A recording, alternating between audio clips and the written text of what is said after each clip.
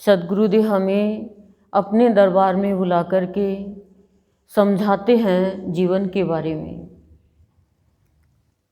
कि जब शादी होती है तो माँ बाप अपनी बेटी को एक लड़के के हाथ में देते हैं, अपने कलेजे के टुकड़े को देते हैं और दिल पे पत्थर रख के देते हैं। देना भी जरूरी है। और साथ में क्या देते हैं? बहुत माल देते हैं। लेकिन पाना चाहते हैं बेटी के लिए सुख, बेटी के लिए एक अच्छा वर। तो कह रहे हैं ये बेचैनी बनी रहती है, सर्वस्व लुटा देते हैं, चाहे गिरवी रखना पड़े, कुछ भी ब्याज पे लेना पड़े, लेकिन बेटी सुखी रहे। ये तो है एक बाहर का, पर जीवन के बारे में भी है। सद्गुरुदेव कहते हैं कि तुम अपना जीवन है पुत्र को, पुत्री को, पति को, पत्नी को, धन को, इनके नाम कर देते हो, लेकिन भगवान के नाम जिसने अपना जीवन दिया कि भगवान के नाम कर दिया, तो कह रहे हैं वो सर्वस्व लुटा देते हैं। वो कहते हैं हमारा कुछ भी नहीं है भगवान, जो कुछ है सो आपका है। फिर वो बेचैनी संसार की हट जाती है और भगवान के लिए बेचैनी लग जाती है। जब भगवान के लिए बेचैनी लग जाती है तो फिर जीवन में आनंद आता है, फिर वो भगवान को पा सकता है। नहीं, भगवान को कोई भी प्राप्त कर नहीं सकता है। भगवान को कोई हीरे मोती नहीं चाहिए जैसे लड़के वालों को चाहिए धन दौलत। भगवान को ये कुछ नहीं चाहिए। भगवान तो कहते हैं बस तुम सत्संग करो, मैं तुम्हारा हो जाऊंगा, तुम्हारे पीछे पीछे हो जाऊंगा। कहते हैं गुरुदेव कि जब शादी होती है तो लड़के के पीछे लड़की होती है, लेकिन जो मेरे साथ में जो रिश्ता जुड़ता है मैं उसके पीछे होता हूँ। क्यों? भगवान क्यों पीछे होते हैं? क्योंकि भगवान अपने सामने रखते हैं अपने भक्त को। पीछे से तो क्या पता कोई माया आए और भाग जाए। जैसे माँ अपने बच्चे को सामने रखते कि मेरी आंखों के सामने, आगे आगे तू चल। बच्चा कहेगा मम्मी आप आगे चलो, मैं पीछे पीछे आ। ना ना, तू आगे चल। क्योंकि वो कोई भी बदमाशी करेगा, कोई भी नाली आएगी, कुछ भी परेशानी आएगी तो माँ उसको पार करा देगी। वही भगवान का रिश्ता है। जैसे भक्तों ने भगवान को पाने के लिए सब कुछ लुटा दिया, कुछ भी हमारा नहीं है। एक बहुत वृद्ध महिला थी, बहुत पैसे वाली थी, कोई भी नहीं था परिवार में, तो बच्चे हुए नहीं, पति खत्म हो गया, तो कहा अब क्या करें क्या नहीं करें। तो वो बोली मेरे तो साथ ही रहेगा, साथ ही रहेगा, मेरी सेवा कौन करेगा। एक दिन वो रात को सोते और उसको सपना आता है कि तेरे को तो भगवान लेने आ गए और ये धन सारा तू भगवान के नाम कर चुकी है। जैसे ही उसको ऐसा सपना आया वो पूरा धन अपना लिया और भगवान के मंदिर में चढ़ा दिया। भगवान के मंदिर में चढ़ाते ही अंदर में ज्ञान हो गया। क्योंकि हमारा जो ये जीवन है ये इन्हीं में अटका हुआ है, पोते में, पोती में, बेटे में, बहू में, बेटी में, जमाई में। भगवान में जिस दिन अटक जाएगा उस दिन ये जन्म मरण छूट जाएगा, दुख सुख से हम ऊपर उठ जाएंगे। सद्गुरुदेव हमें बहुत समझाते हैं कि हर प्राणी चाहता है कि मेरे जीवन में खुशियां आए। तो एक तो जब लड़की की शादी होती है तो परिवर्तन आता है, और जो बचपन के हैं माँ बाप, भाई बहन, चाचा चाची, दादा दादी, उनसे दूरियां हो जाती है। शरीर से, मन से तो नहीं होती है। क्यों? क्योंकि एक जीवन साथी मिल गया तो नए रिश्ते बंध गए। ऐसे ही जब हम सत्संग में आते हैं तो हमारे अंदर में परिवर्तन आता है। कैसे? हमें भी सद्गुरु रूप में जीवन साथी मिल जाता है।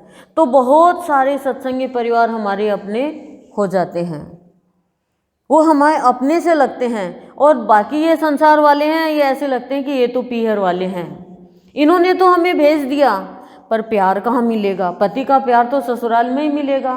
तो आत्मा का जो प्यार है वो तो सत्संग में ही मिलेगा। हम इतने पूजा पाठ करते हैं, व्रत उपवास करते हैं, लेकिन हमारे जीवन में क्यों नहीं शांति आई? क्यों हम डरते रहते हैं? क्यों हम उनके लिए मरते रहते हैं जो हमारे खून के ही प्यासे हैं? जो हमारा कोई है ही नहीं। हमारे जीवन में खुशियाँ आएगी कैसे, हमारा जीवन उत्सव बनेगा कैसे? क्यों हम बेचैन रहते हैं? हम उनके ऊपर सर्वस्व लुटा देते हैं जो हमारे जाने के बाद सब लेंगे ही लेंगे। तो गुरुदेव हमें समझाते हैं सब कुछ लुटाओ, मुझे बाहर का धन नहीं चाहिए, लेकिन जीवन तो मेरे नाम करो।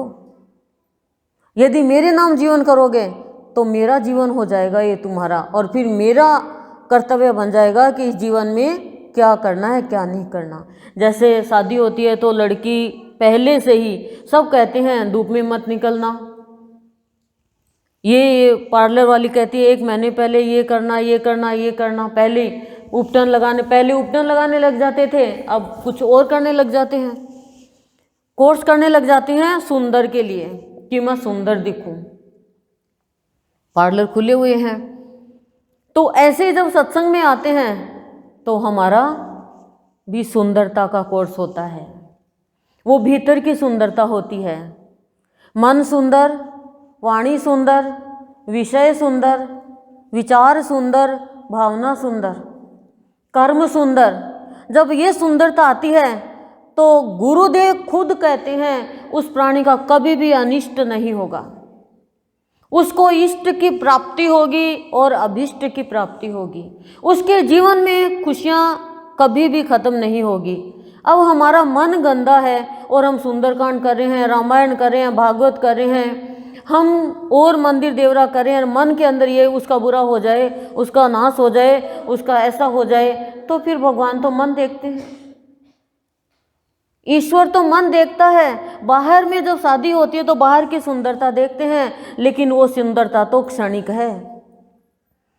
यदि लड़की सुंदर भी नहीं है और विचार सुंदर है, भावना सुंदर है, वाणी सुंदर है, तो क्या होगा? घर वाले सब प्यार करेंगे, सब परिवार वाले प्यार करेंगे, सबको ये चीज़ सुंदर चाहिए।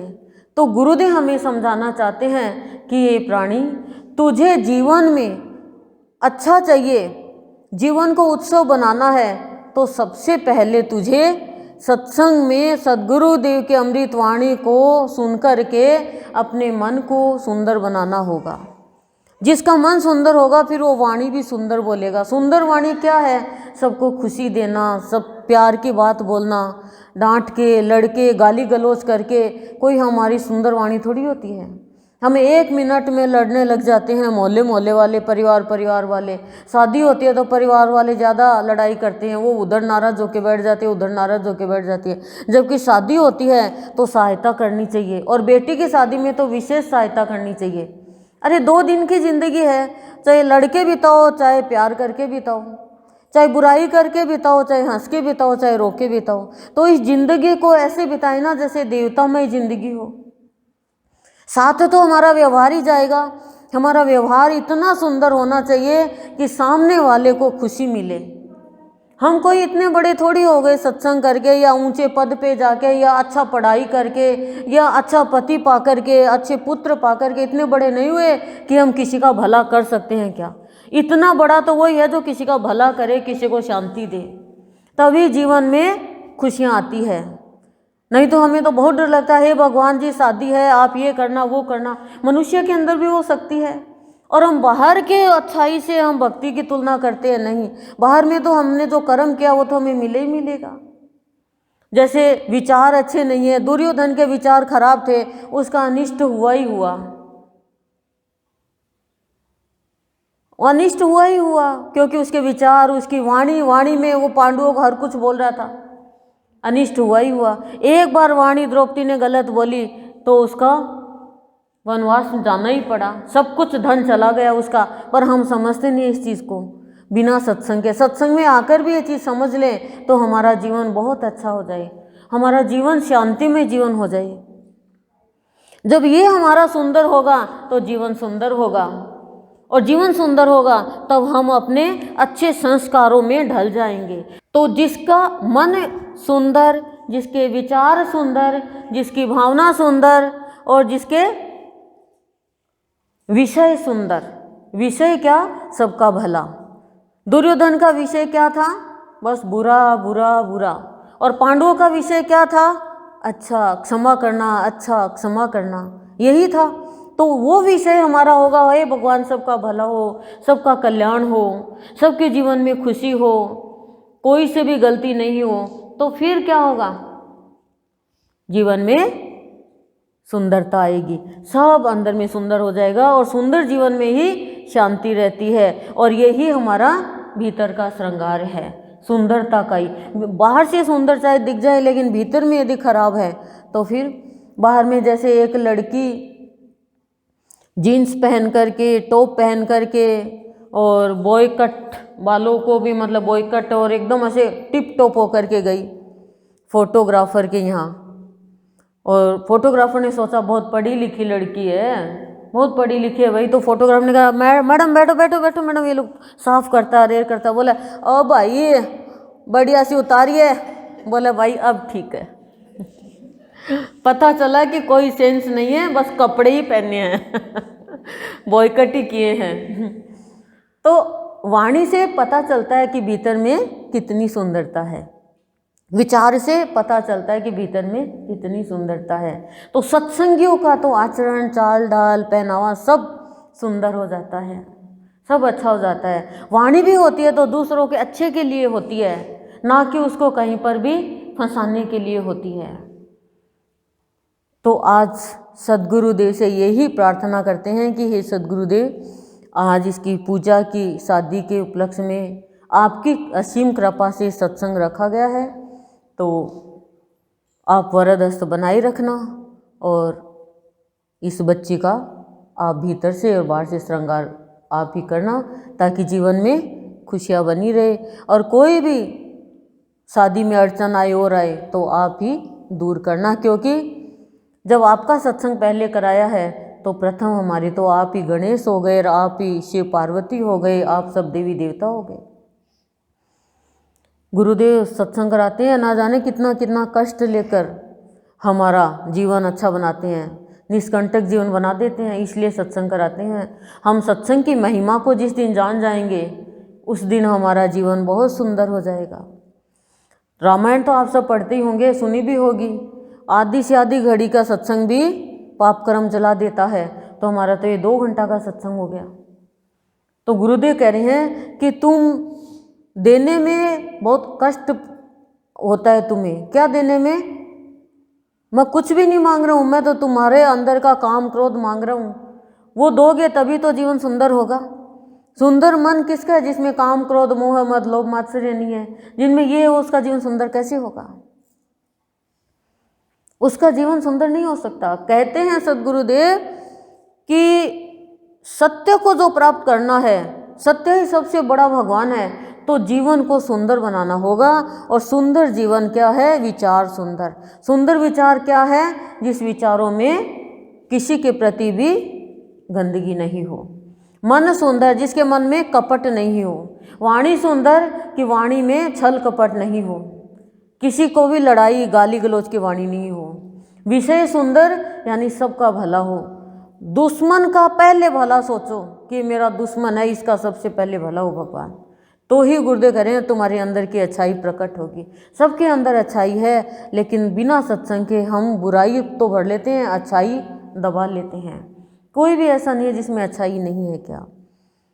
और गुरु की शरण में आने के बाद में तो देखो रुकावटें परेशानियाँ तो बहुत आती है जीवन में, लेकिन जब गुरु हाथ पकड़ लेता है तो गुरु उसको दूर करता जाता है। और सुंदर के लिए, जैसे मैं आपको बता रही हूँ ना, गुरु की शरण में आके सुंदर होता ही होता है। जैसे एक लड़की सत्संग में नहीं जाती थी और शादी हो गई, और थोड़े दिन बाद में वापस आ गई अपने पीहर। तो भाभी ने पहले भाभी भी खूब प्यार से रखती, और भी सब प्यार से रखते, लेकिन वो तो सदा के लिए ही आ गई। सदा के लिए आ गई तो भाभी भी बोली पी लो चाय, कर लो खाना, काम करना बंद कर दिया। पड़ोसी भी कहने लगे कि बेटा सास ससुराली छोड़ा ही क्या।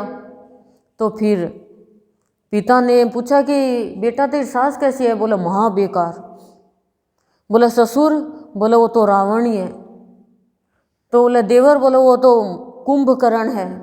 बोला पड़ोसी? बोला सारा राक्षस ही राक्षस है। तो फिर बोला ननद, बोला बात तो सुरफण का बनी बनाई। तो फिर पिता ने सोचा कि हो न हो बेटी में ही गड़बड़ है कोई, नहीं तो सब थोड़ी खराब हो जाएंगे।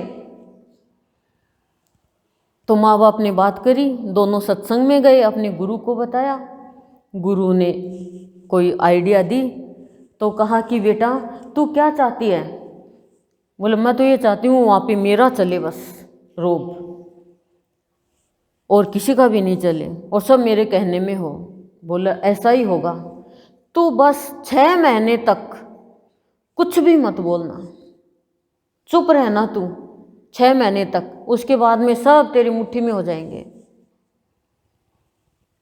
तो बोले पक्की बात है? बोले पक्की है।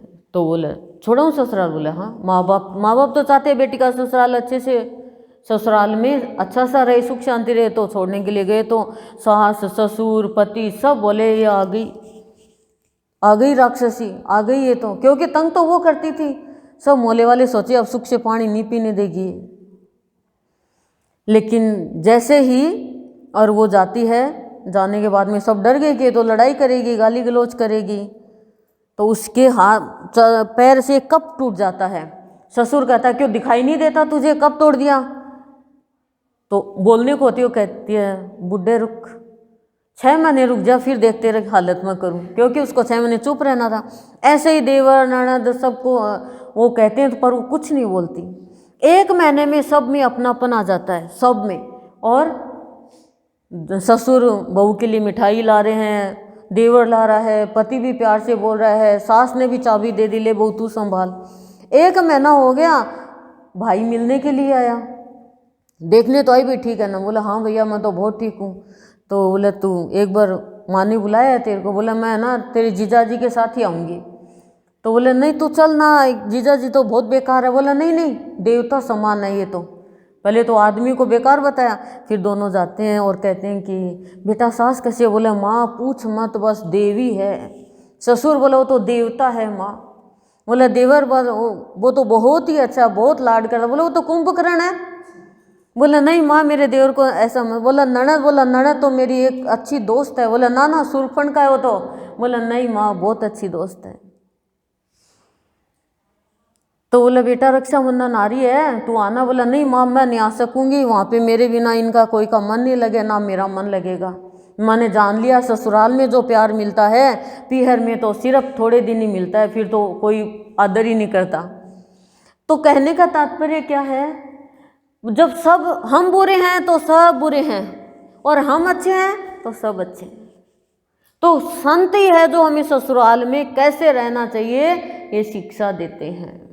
वो उनको हमें अपनाना पड़ता है, तो वो हमें अपना लेंगे। तो गुरुदेव हमें यही समझाना चाहते हैं, मन वाणी विचार भावना संस्कार विषय जिसके सब अच्छे हैं उसका जीवन अच्छा है, उसका कभी भी अनिष्ट नहीं होगा, हमेशा उसके जीवन में खुशियाँ बनी रहेगी, और धीरे धीरे इन्हीं गुणों से सहनशीलता आती रहेगी। सहनशीलता से ही प्राणी का जीवन शक्तिशाली बनता है, प्रभावपूर्ण बनता है, और जीवन के महत्व को जान पाता है। जैसे हम वस्तु का महत्व जानते हैं ऐसे जीवन के महत्व को जान पाएंगे। तो गुरुदेव से ये प्रार्थना है कि अपना वरद हस्त बनाए रखना इनके ऊपर, इनके परिवार के ऊपर, और मंगल ही मंगल हो। ओम शांति शांति प्रसाद।